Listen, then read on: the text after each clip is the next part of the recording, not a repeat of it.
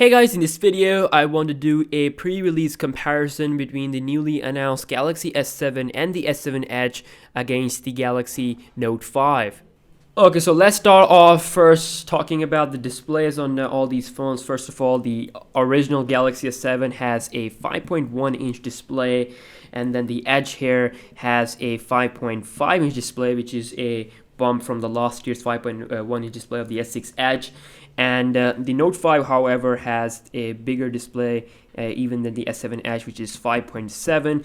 This is actually a Galaxy Note 5, as you can see here, that it has a big display here, big display size, but the screen to body ratio is really good on the Note 5. So even though it's 5.7 inch, it's still not feel that much big as compared to other phones. And same thing is with the S7 Edge model here. It is 5.5 inch, but the screen to body ratio is incredibly good, so it feels a lot more compact than other 5.5 inch phones. If we talk about the resolution, the S7 and the S7 Edge have the Quad HD resolution, same here as the Galaxy Note 5. Both phones have almost like 500 plus PPI, so no difference there. A new addition with the Galaxy S7 and the S7 Edge is the new always on feature, which allows you to have the time and your quick notifications always on the screen. So basically, I mean, it's a nice way because you don't even have to press the power key or the home button to peek into your phone.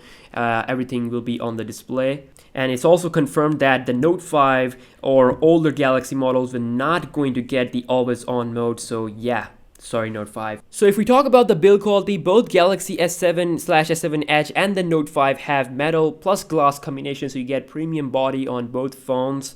If we talk about in depth about the thickness of these phones, the S7, the normal main Galaxy S7 here, it has a thickness of 7.9 millimeter, which is actually more than the Galaxy Note 5's 7.7 millimeter thickness, which is because, of course, that's why people are saying that the Galaxy S7 is actually like a mini Note 5. So yeah, they changed the design a little bit, to make it like the Note 5. That's why it is a thick phone, while the S7 Edge is actually a little bit thinner out of all these, so it has almost 7.6 millimeter thickness. So yeah, definitely S7 Edge is the most slimmest one out of all these three phones. And finally, the rumors were true. The S7 and the S7 Edge, both phones are waterproof, certified by IP68, meaning that you can actually put them underwater for like 30 minutes, which is really good. I mean, definitely, if you are my subscriber, you know that I do some water tests and all that videos. So yeah, it's gonna be fun to do those videos on the S7 and the S7 Edge, and the distance or the depth of the water that they have specified is 1.5 meter, or it's like almost 3 feet. So yeah, up to this distance or depth, these phones can survive for around 30 minutes, and there's no ugly flap at the bottom that they used to have on the Galaxy S5. So yeah, it's more cleaner. In terms of the processor and RAM, we have Qualcomm Snapdragon 820 on the new Galaxy S7 Edge, which is really nice. And of course, it promises to give you almost like 60% increase in terms of GPU performance and CPU performance, 30% CPU performance increase compared to the Galaxy S6. And the Note 5, on the other hand, has this Exynos 7 octa-core chipset, which is of course a good chipset. I mean, it can do anything, any game. You can play any game without any lag or anything like that. And also, if we talk about the RAM, we finally have 4 gigs of RAM on the new S7 series, which is of course equivalent to the Note 5's 4 gigs of RAM.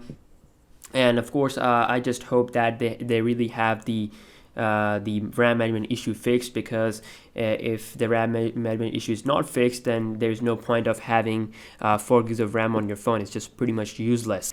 Also, in terms of the camera, we have 12 megapixel sensor on the S7 series, S7 Edge and S7, and the Note 5 has 16 megapixel camera. Now, this is where people become confused, because less megapixel doesn't mean that that S7 has a bad camera compared to the Note 5. It actually has a better sensor size, which is around like f1.7, or you can call it like aperture size. So this will allow the S7 and the S7 Edge to capture photos like almost like 60% more better quality overall in low light as compared to the last year's models, Note 5 and the S6. So you get bright photos in low light. It's even way better compared to the iPhone 6s Plus. And I think the Note 5 had like f2.0 maybe, but this one is more and more better and more improved. And megapixel is not everything, so I'm really glad they finally put something like this inside of the S7. And also with this 12 megapixel camera sensor, you also get new features like motion video capture, motion video panorama. This is like a video panorama thing, which can debut on the Note 5. It's a possibility, can in the future, but still it's currently absent. So also we do have 4K video recording capabilities on both phones, so and also along with optical image stabilization on both phones. So you get, overall you'll see better performance in on the Galaxy S7 in terms of camera department. But the Note 5 is also a great phone. One of the best Samsung camera phones that you can get from 2015. Has a really nice camera. I mean, lots of major tech reviewers have praised it. So, I mean, still a strong phone, but compared to the S7s, yes, this is a big improvement, especially in low light performance. So you get software feature overall, manual mode and how the camera UI will look like. Both will have the similar look overall with that one. So, but just a few neat additions on the S7. So front camera is also 5 megapixel on both phones, but the difference again here is in terms of the sensor size, which is 1.7 here and 2.0 on the Note 5. So yeah, much improved selfies. Also, if we talk about the storage, one of the most major change with the S7 and my personal is that now it has micro SD card slot for storage expansion, which is something that is really must have, because since the Android 6.0 Marshmallow update, you can turn your external SD card memory into your internal memory. So I mean, this is like a killer feature for the Android phone. So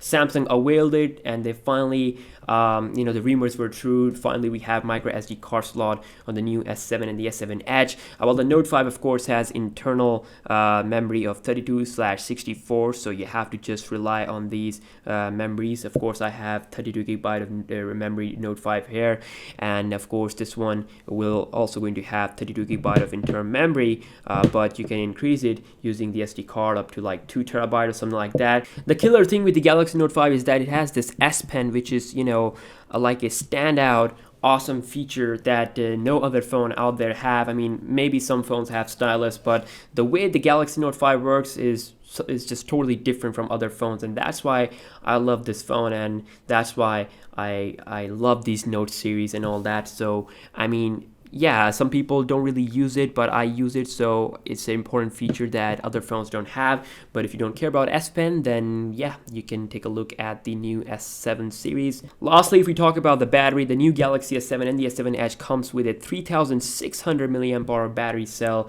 compared to the 3000 on the Galaxy Note 5. So you get bigger battery on the S7 Edge, and the S7 normal has 3000. So let me just correct it. So this is S7 Edge, and this is the normal S7. So you get this, the normal S7 has almost the same size as the Galaxy Note 5, and the bigger S7 Edge has way bigger battery, 3600 compared to the Note 5 3000. So you get more battery performance out of it. The Note 5 has this amount of battery on a 5.7 inch quad HD display, so you can only imagine how it will perform, how good the battery life will be on the S7 Edge with having 5.5 inch display and an S7 with 5.1. So the battery life is secure. You'll see better battery performance out of these new beasts. Lastly, if we talk about the price, the Galaxy Note 5 currently costs around $600 plus dollars in my country. It depends, whether you get the warranty variant or non-warranty. So